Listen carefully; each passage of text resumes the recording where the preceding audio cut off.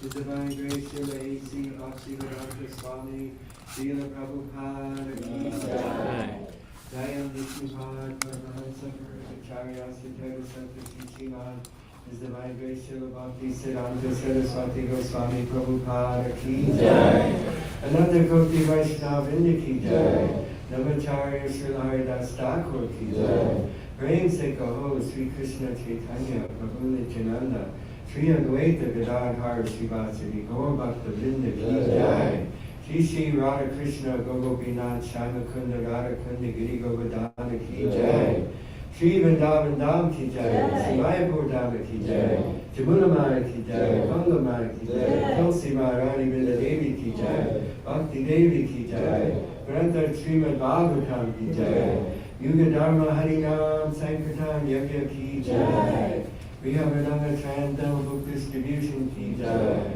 Transcendental Prasadam Distribution Ki Jai, Gaur Premanandi, Samadeta Bhakta Vrinda Ki Jai, all glories to the Assembly, all glories to the Assembly, all glories to the Assembly, all glories to Sri Sri Guru and Gauranga.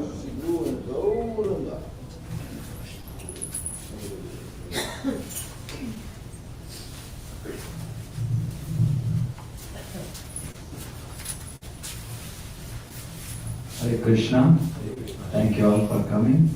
Next, we would like to invite Shri Prahlada Prabhu for delivering the Srimad Bhagavatam class this morning.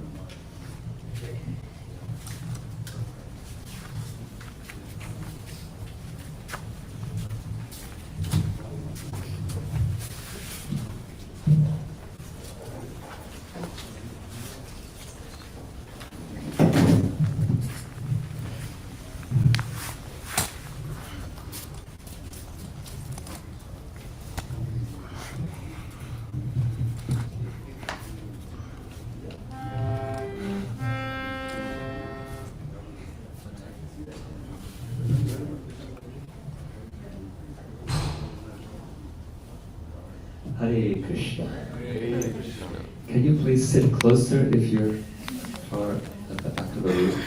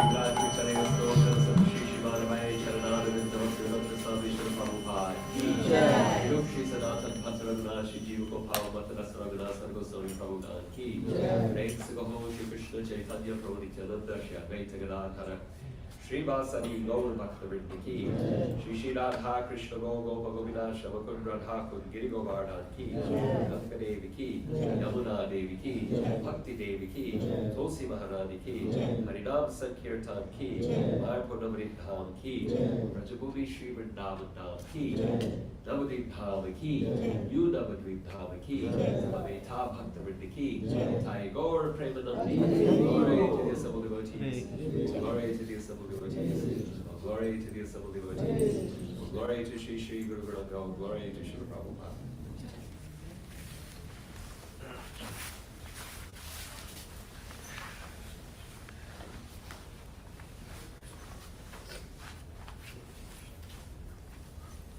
So today is the 84th. Stop working. Today is our day of departure. It is the last day of this wonderful festival that we have been celebrating together. And I'm remembering, well, when we depart, there are lots of mixed feelings, emotions that are expressed, felt by devotees. I think there'll be some realizations shared later. But I'm reminded of the departure of Lord Chaitanya's devotees after being with him in Jagannath Puri to celebrate Rath Yatra. Chaitanya Mahaprabhu, he would invite the devotees of Bengal each year to be with him in Jagannath Puri. And they would stay for a long time. They would stay for several months. They would come in May, June, which is when Rath Yatra is usually celebrated. And then they would stay for up to Janmashtami and Ram Navami. So, like 3-4 months, they would stay with Chaitanya Mahaprabhu in Jagannath Puri and then return to Bengal. And that was a custom every year. Different groups of devotees would come together, and Shivananda Sen would lead the journey. And he would coordinate the travel. And devotees would arrive in Puri. There would be allocated places to stay. Maharaj Prataparudra, he would arrange for devotees accommodation and prasadam at different places in Jagannath Puri. And they could be in Lord Chaitanya's presence and associate with him for a period of time. Dance with Lord Chaitanya in the Rath Yatra festival. Chaitanya Charitamrita also describes how the devotees celebrated Janmashtami. It's quite wonderful. They would dress up as cowherd boys. And some devotees would dress as Nanda and Yasoda. And Lord Chaitanya would be as a cowherd boy, would be twirling a stick like a cowherd. Nityananda Prabhu challenged him, if you're really a cowherd boy, show us how you can twirl that stick with your fingers, between your fingers. And so there was a nice transcendental competition between Gaura and Nityananda, who was the better cowherd boy, who was the more authentic cowherd boy based on their stick twirling prowess. They also celebrate Ram Navami, Ram's appearance, or Ram's Vijay, Ram's conquering over Ravana. And so that celebration, they all dressed as monkeys and bears, and they went out and conquered Lanka. So very nice descriptions of how Lord Chaitanya celebrates these festivals with his devotees. And you can imagine the feelings that the devotees had being in Lord Chaitanya's association for these festivals, Rath Yatra, Janmashtami, and so on. And so when it comes to time to leave, it's a very difficult, emotional time for them. And they have a final darshan with Chaitanya Mahaprabhu. And they ask for some instruction. What is some instruction for us before we leave? So that we will discuss today, that instruction. So I ask you to go to Chaitanya Charitamrita, Madhya Lila, chapter 15, verse 104. I'll say it again. Madhya Lila of the Chaitanya Charitamrita, chapter 15, verse 104. Post in the group. Can someone post in the group? Yeah, that's a good idea. Post to the group. Madhya 15, 104.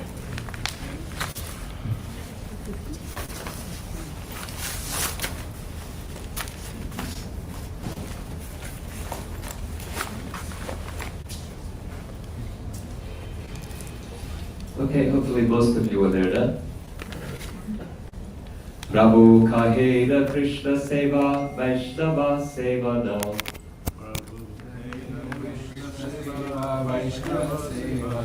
Okay, I know that two of you can start the verse.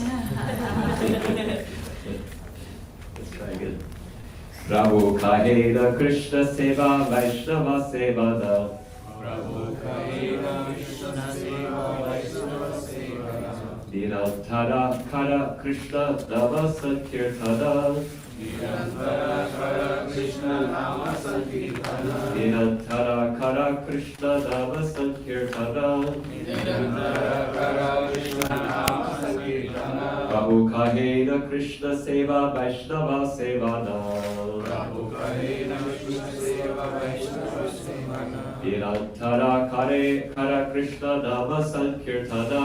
Nirantara kara Krishna nama sankirtana. Prabhu kahena Krishna seva Vaishnava sevana. Prabhu kahena Krishna seva Vaishnava seva na. Nirantara kara Krishna nama sankirtana. Nirantara kara Krishna nama sankirtana. प्रभु कहे न कृष्ण सेवा वैष्णव सेवना Prabhu kahena Krishna seva Vaishnava seva na. निरंतर कर कृष्ण नाम संकीर्तन Nirantara kara Krishna nama sankirtana. Prabhu kahena Krishna seva Vaishnava sevana. Prabhu kahena Krishna seva Vaishnava seva na. Nirantara kara Krishna nama sankirtana. Nirantara kara Krishna nama sankirtana.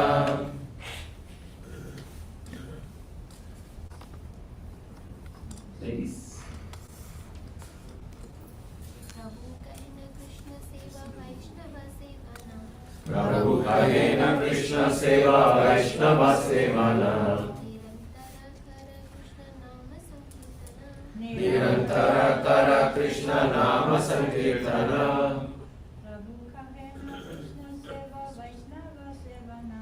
Prabhu kahena Krishna seva Vaishnava seva na.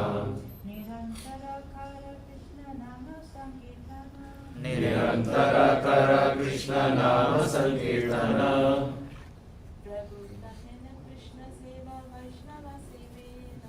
Prabhu kahena Krishna seva Vaishnava seva na. Nirantara kara Krishna nama sankirtana. Okay, let's discuss translation.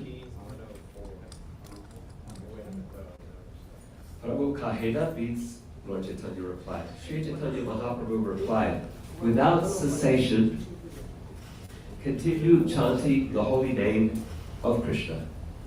Wherever possible, serve him and his devotees, the Vaishnavas. So once again, the context, devotees have been with Lord Chaitanya for many months. These are the devotees of Kulinagram. They have a final darshan with Lord Chaitanya before their departure. They say, please give us some special instruction. What is your order for us as we leave? What should we take with us as our order from you? And this is his reply. You should serve the holy name, you should serve Krishna, you should serve Vaishnavas. This pastime continues.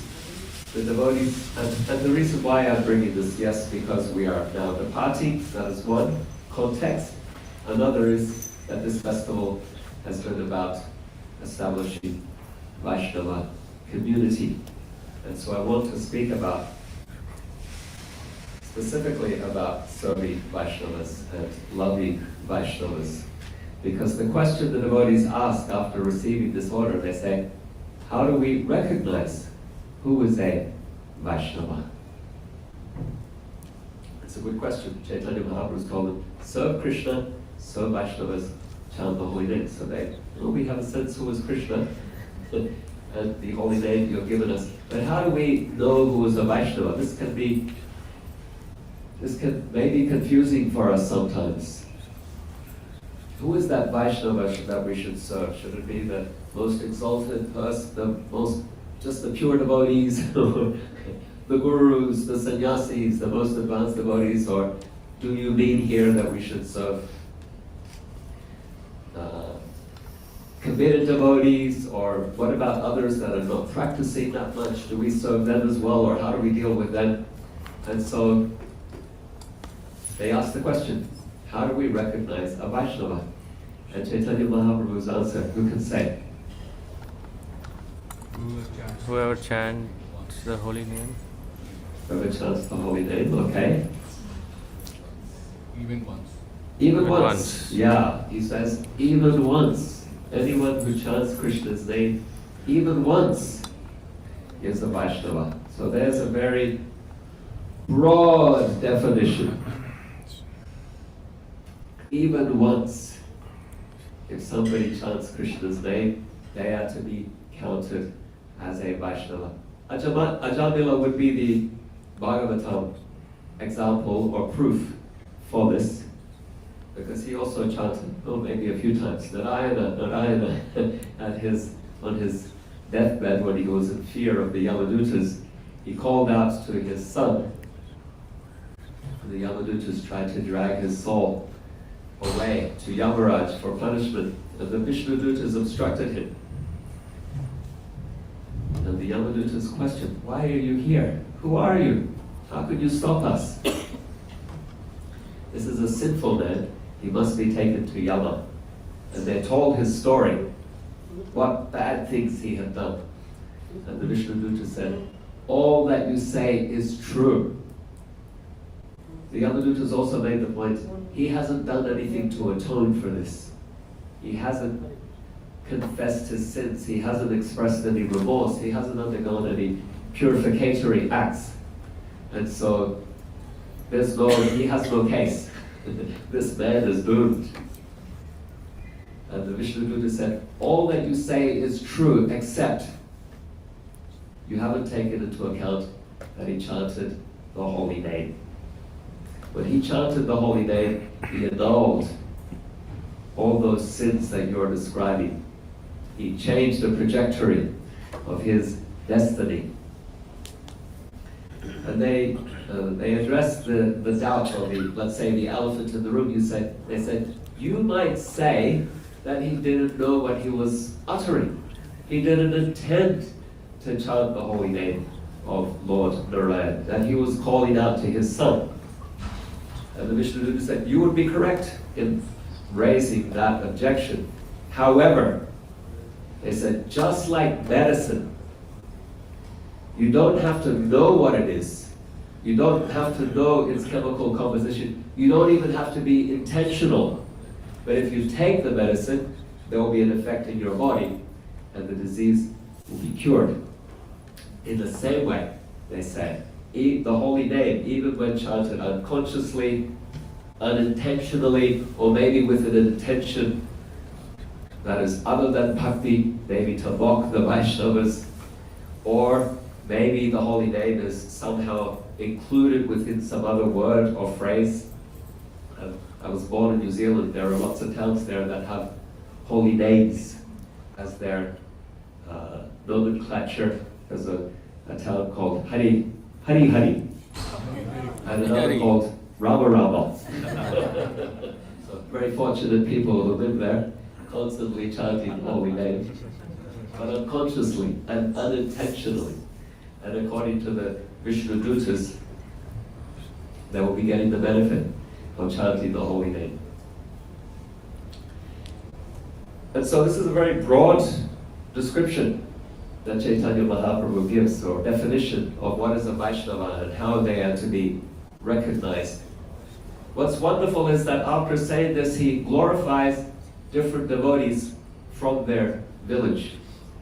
And when we analyze his glorification, we see he's glorifying different devotees in different occupations or different positions.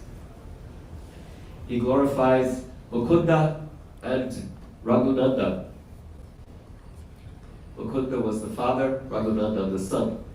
Mukunda was a physician. He was a physician to a Mohammedan king. Raghunanda was the son, and it was he who became a devotee and then inspired his father to become a follower of Chaitanya Mahaprabhu as well. And so Chaitanya Mahaprabhu asked Mukunda, Mukunda, who is the father, who is the son? And Mukunda replied, he says, Raghunandan is the father, I am the son. Because he made me a devotee. And then Lord Chaitanya glorified Mukunda. He said, Mukunda, he is such a great Vaishnava. Once he was sitting with the king, the Muslim ruler, and they were discussing something about disease and cure. And a servant came with a peacock feather fan. And when Mukunda saw those peacock feathers, he remembered Krishna and fell down from the platform unconscious. And the king got down to revive him and bring him up and asked, are you all right? Is everything okay? And Mukunda said, yes, everything's fine, don't worry. Lord Chaitanya said, but the king actually understood. This is a great devotee of Krishna. Even though he was a Muslim, he was able to appreciate the saintly quality of this doctor, this physician of his. Then he said to Raghunandan, he says, Raghunandan, you are serving the deity so nicely, with so much devotion. Your temple is next to a lake, and by that lake there is a kadamba tree, and every day that kadamba tree, throughout the year, in all seasons, it produces 2 flowers. You can offer those to the deity.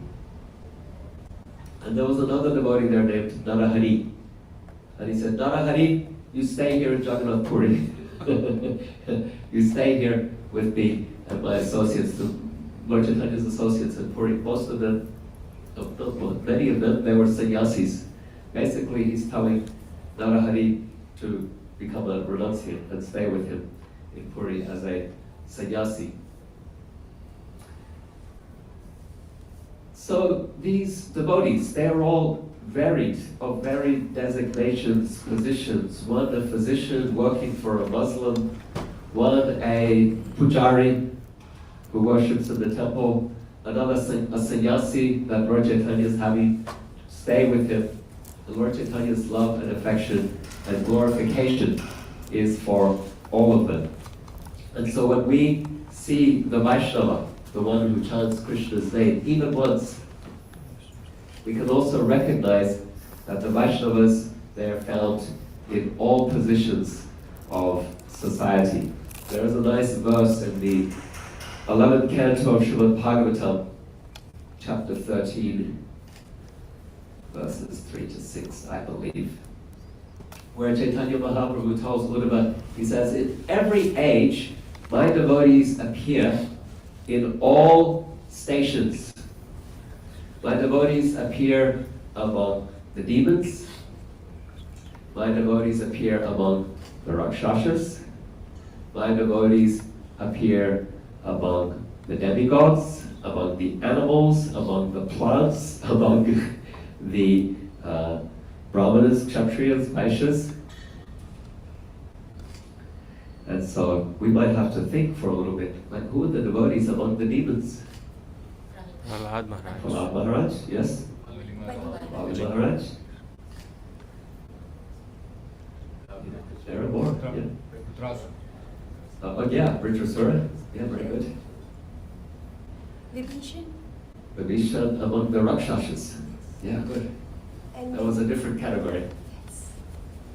Balasura as well, he gets counted as a, Krishna actually counts it. In the next verse, he actually gives them the names of different personalities. Among the animals, Gajendra. Gajendra. Hanumanji. Huh? Hanumanji. Hanumanji? Jambavan? Among the birds? Garud? Jatayu, yeah. Okay, Sampati. Among the plants? Tulsi Maharani. Krishna also mentions, he says, the plants in Vrindavan, the trees and creepers in Vrindavan. They are my devotees, they have much love and affection for me.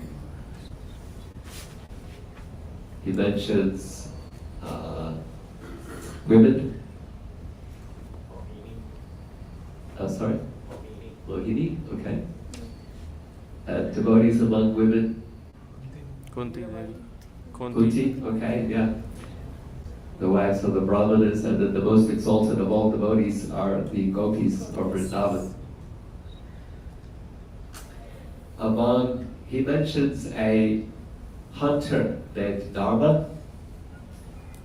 He mentions a butcher. He mentions this could be surprising to us. He mentions was it the butcher named Tuladara? Yeah, Lord Krishna is very inclusive in his counting of who his devotees are. They're not limited. He mentions a merchant. So many Kshatriya kings that are Vaishnavas, so many Brahmanas we know.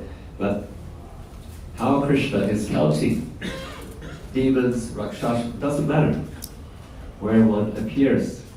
Prahlada Maharaj, he was such a great devotee, and he demonstrates that the point that Krishna's mercy is not constrained to the demigods or to the Brahmanas. So Parikshit Maharaj asks that question, is Krishna biased? Is Krishna prejudiced? The beginning of the 7th canto. He's seen how Krishna sided with Indra against Vritrasura, against Bali Maharaj, and he says, is Krishna biased? Sukadeva Goswami says, no. Just see, the greatest of devotees, Prahlada Maharaj, he appeared among the demons. And he tells his story.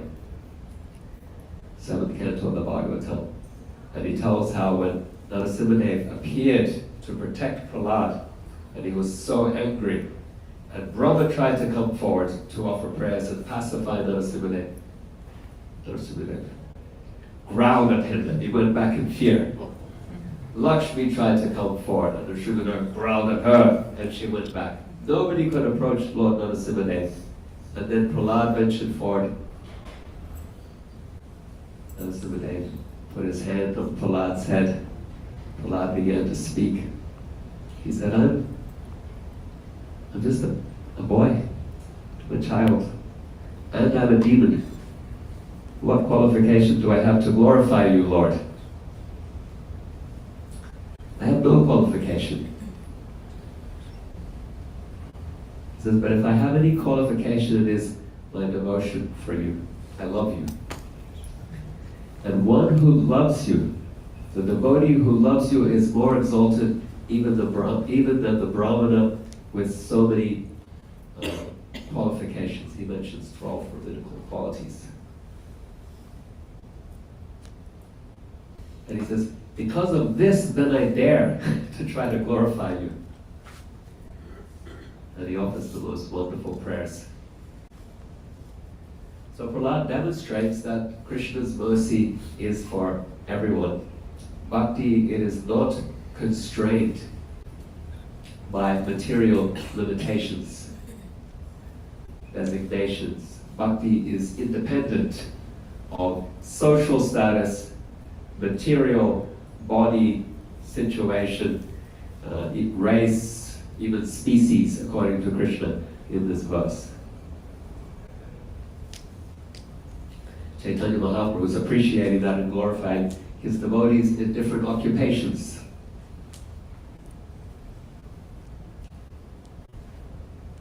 So there is much here for us to learn in how we deal with each other.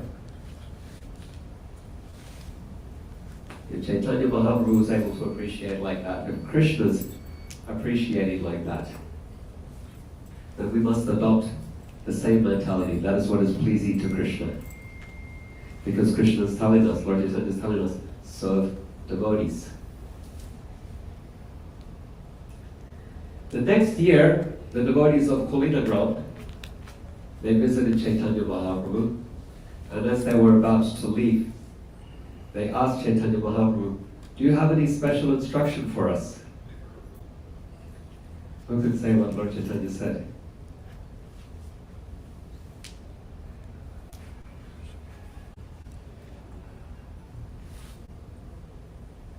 So we discussed chapter 15, right? Chapter 15, 104, that's the verse we read today. Chapter 16 describes their visit the following year. And before their departure, we're all departing today, they said, Chaitanya Mahaprabhu, do you have some instruction for us? And Chaitanya Mahaprabhu said,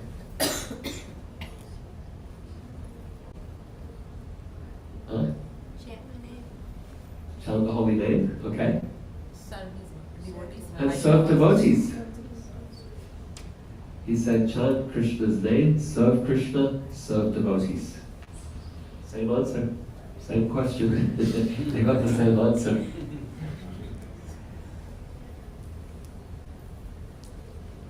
And the devotees asked, who was the devotee?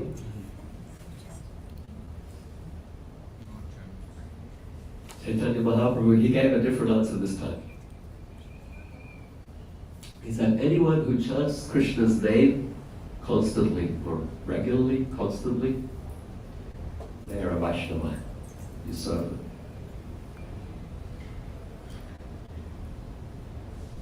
And then Krishnadas Kaviraj Goswami says, the same thing happened the year after.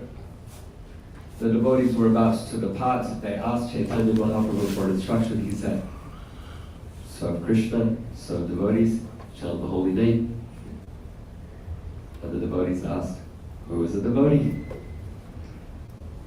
And Chaitanya Mahaprabhu said, anyone who, on seeing that someone is inspired to chant Krishna's name, that is a devotee. On seeing them, that we are inspired to serve Krishna, to love Krishna, to chant the holy name. And Krishnadas Kaviraj Goswami says, in this way, Chaitanya Mahaprabhu instructed the devotees what is Vaishnava, Vaishnavatara, and Vaishnavatama. The Vaishnava, the special Vaishnava, and then the most exalted Vaishnava. Another way we might say is, another classification we give is neophyte, and then advanced and most advanced.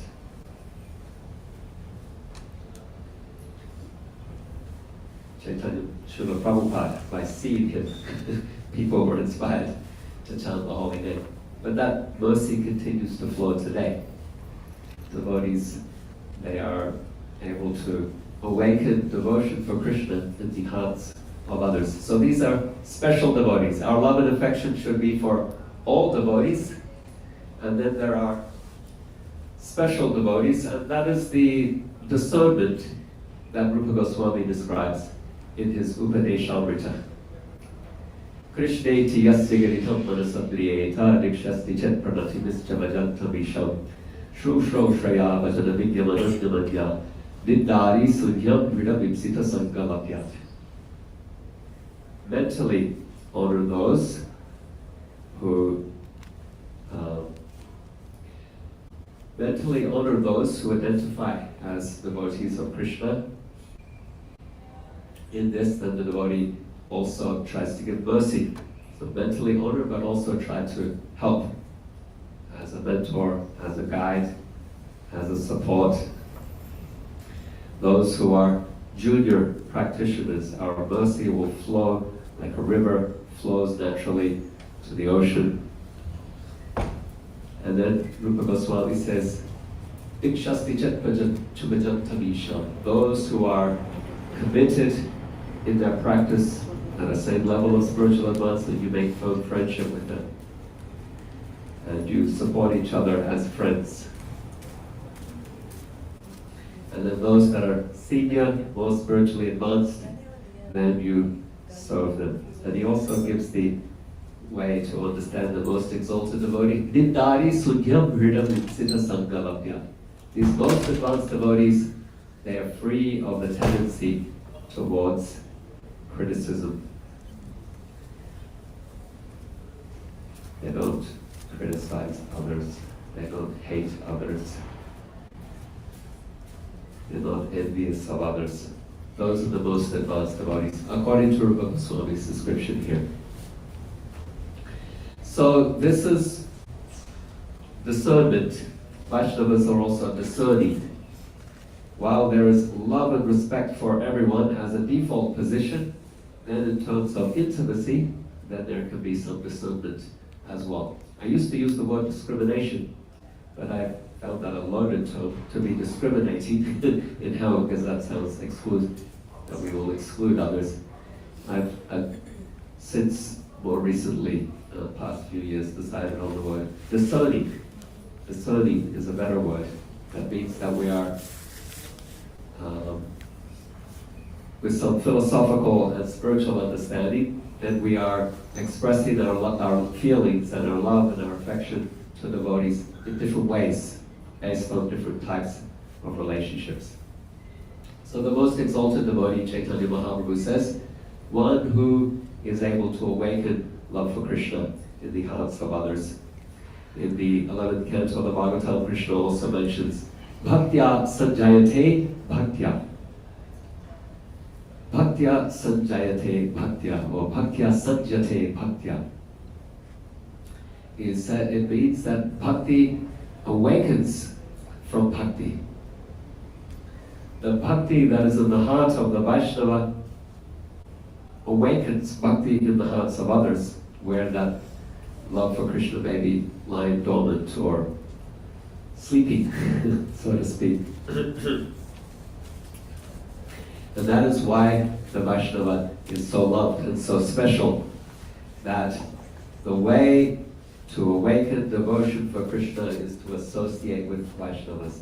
The way that bhakti becomes awakened in the hearts of any soul is through the association of Vaishnavas. Whether it's a chance encounter or a purposeful encounter. There is a nice description in the Damodar Lila. We celebrate the Damodar Lila each year during the month of Damodar, Kartik. When Krishna was bound by Mother Yasoda to the grinding water, then he looks across the courtyard. This is described by Sukadeva Goswami in the 10th canto of the Bhagavatam. He looks across the courtyard and he sees these two trees, the twin Arjun trees. And he thinks to himself, these trees, they are there because of a curse from Narada Muni. They are the sons of Kubera, Nala Kubera and Manipuriva. And they are rascals. They were proud of their opulence. They disregarded the Vaishnava, Narada Muni. They were engaged in sinful activity. They have no interest in me, no inclination towards me, and I have nothing for them. Krishna says, as people approach me, I reciprocate accordingly. When a soul chooses to ignore me, I also give them that space that they think that they're independent of me, although everything rests on me as pearls are strung on a thread.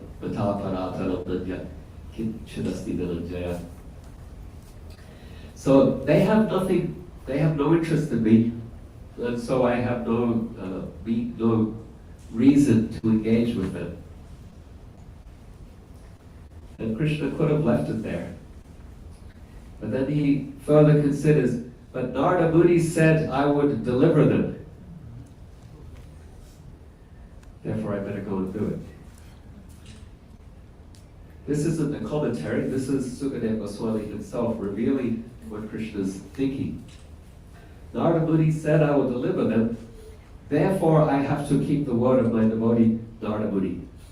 Not for them, for Narada Muni. He's the one who said it. My devotee wished that I would do this. My devotee willed for me to help these two. And therefore I am obliged to Narada Muni that I must do this. And so Krishna crawled across that courtyard, lodged his grinding mortar between those two trees, and pulled himself through. Tiny baby. Pulled himself through, caused those trees to come crashing down. And these celestial beings came out. They see Krishna, they're purified. They've had a long time to think about what they've done. And they've come to appreciate Narada Muni's curse was in fact a blessing. And so they offer prayers and circumambulate Krishna.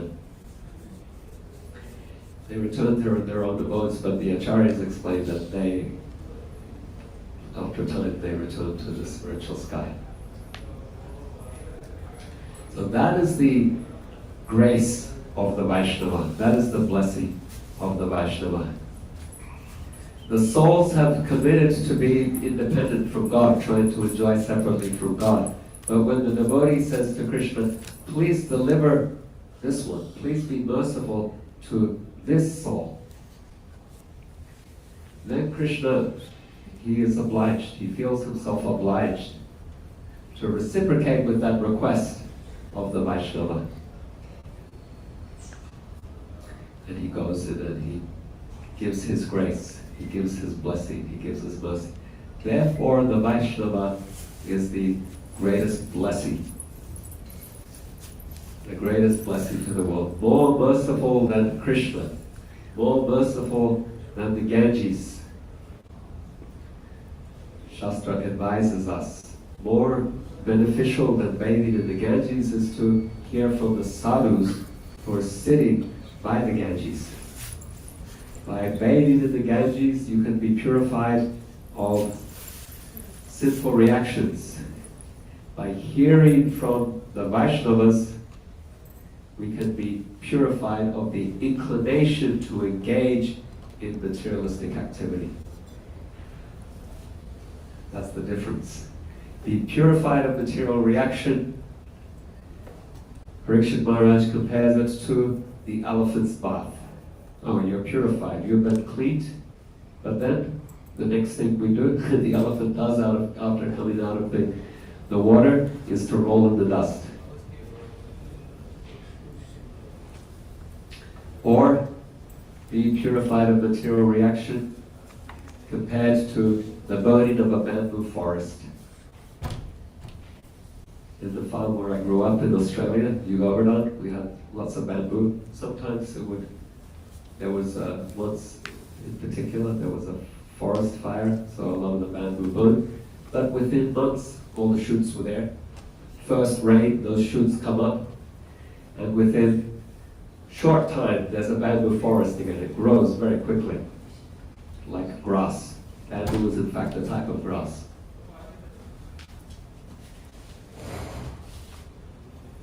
And so Parikshit Maharaj, he says, karma, elephant's bath. Jnana, some knowledge, bamboo forest. The purification might be a bit deeper, but the roots are still there. But bhakti, he says, it is like the sunrise which clears away all the fog. When the sun rises, that fog, it's gone, and it's gone. As long as the sun is there, that fog is it's away. It's been dissipated. That fog no longer exists as fog anymore.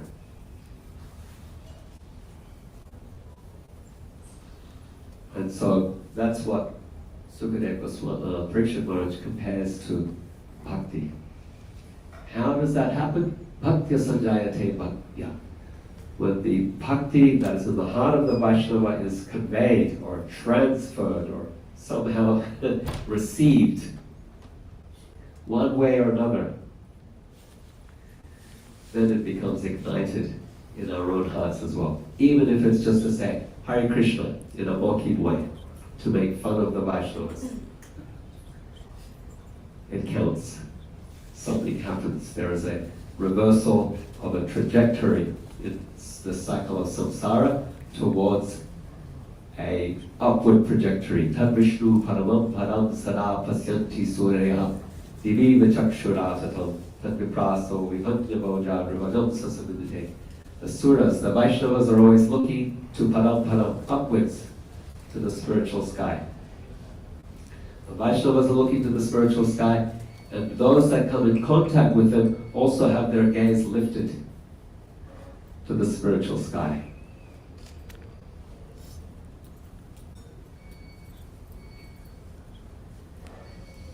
And therefore, when Rupa Goswami defines bhakti, he doesn't define it as service to Krishna. He defines it as Krishna anu shivanam bhaktir uttamam. Service to Krishna, etc.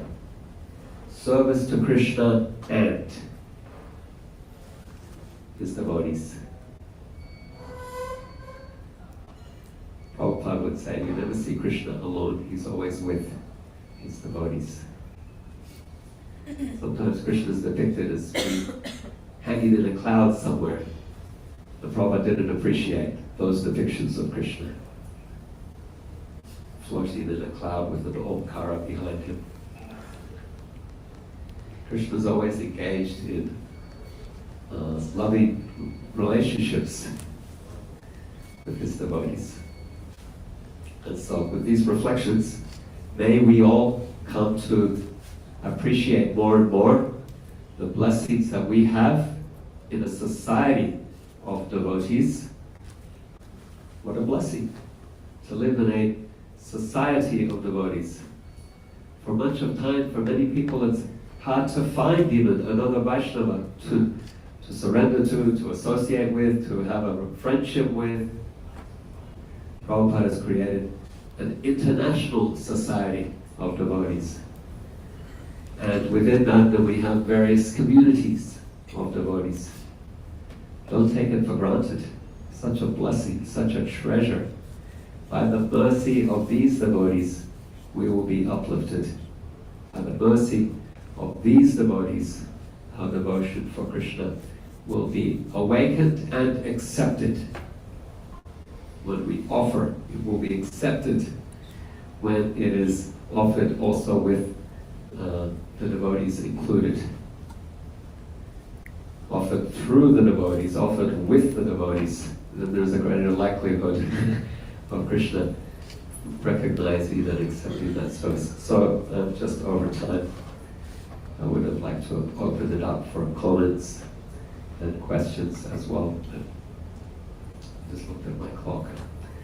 Thank you all for your association. Let us conclude by offering our humble obeisances to all the Vaishnava devotees of the Lord who are just like desire trees and can fulfill the desires of everyone because they're full of compassion for the fallen conditioned souls. Hare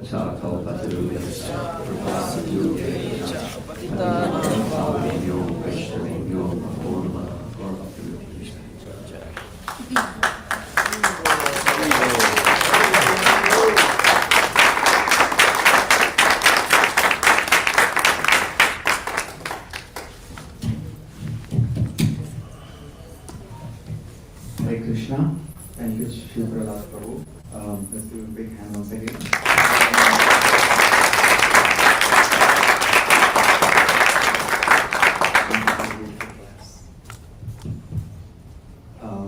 So now, don't leave yet. We're going to have breakfast and then come back for sharing our realizations.